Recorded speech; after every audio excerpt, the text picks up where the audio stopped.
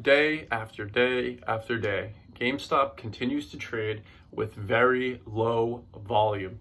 Of course, I'm not going to provide any financial advice in this video, only share my personal thoughts and opinions, but I kind of want to touch base with everything going on lately, which is kind of nothing going on lately, quite honestly, and hence why I haven't made that many videos. I feel like there hasn't been that much to go in depth about, and I feel like it's been a good time for me personally to just kind of regroup, reset, go out a little, get myself organized, right? So when things do get exciting again, I can be prepared to put in the time and the effort to my channel, to you guys. Thank you all. I appreciate you all so much, and just my love and passion for GameStop and following what's going on with it. So without further ado, my overall thought is GameStop is building a great company to transition to be more involved in Web3 than just traditional brick and mortar, right? And e-commerce. They're getting so much more involved in NFTs and Web3 and gaming worlds coming together. And I think that's extremely bullish in the long term.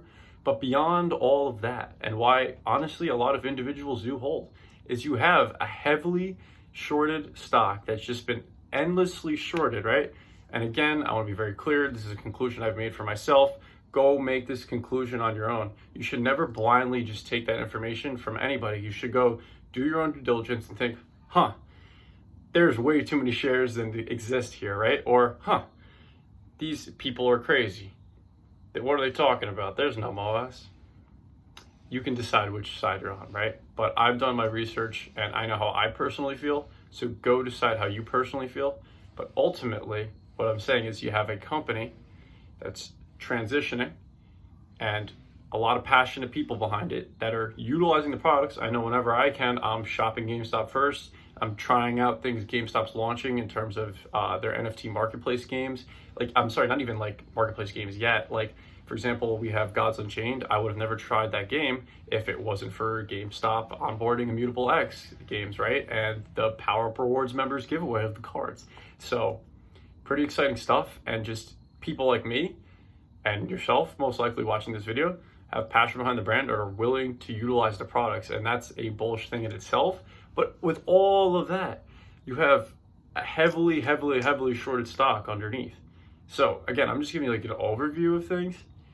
Like, of course, there's more specific bullish factors when it comes to GameStop stock. But me personally, that's like how I give the biggest overview of it, right? Or like my overall viewpoint is that you have a very heavily shorted company that's also not a bad company. We're in a high interest rate environment where this company doesn't have debt, right? They're not out here taking long-term loans and additional debt like our friends, I don't know if you call them friends, but AMC, right? Or the other apes, right? So, I don't know, whatever. I think a lot of them are having a breakdown. And just another thought I have is like, I really feel bad for anybody that lost money on AMC, but like part of me like really wants, like, I don't even know if I should say this, like AMC to crash and burn because of the narrative that's been forced and how Adam Aaron is like, yay apes, come watch the movie with me, and just like taking their money and just like getting way overpaid and just diluting the crap out of the shares, right? It's just a disgusting act in my opinion.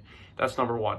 And number two is the fact that the mainstream media, any average person you talk to that doesn't really know much about stocks, if you say GameStop, they automatically think AMC. Even if they do know stocks or general finance or follow business in general, they still think meme stocks.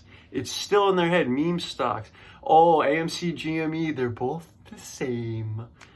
And that narrative is just, it's so irking, you know? Like, it's like, I know myself that it's such baloney, and I'll tell people it's baloney.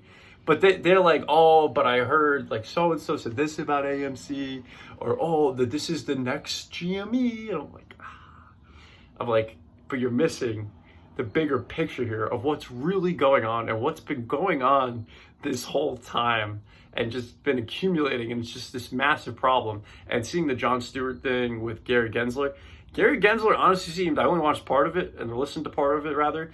Gary Gensler seemed pretty freaking shook, if you ask me, about the direct registration question. He's like, oh, can you rephrase that? Or whatever. Like, maybe he didn't actually understand it. But then once it was rephrased, like, he knew what he was talking about. Like, he knew that Jon Stewart was referencing individuals asking him about DRS and GameStop. But we'll see what happens.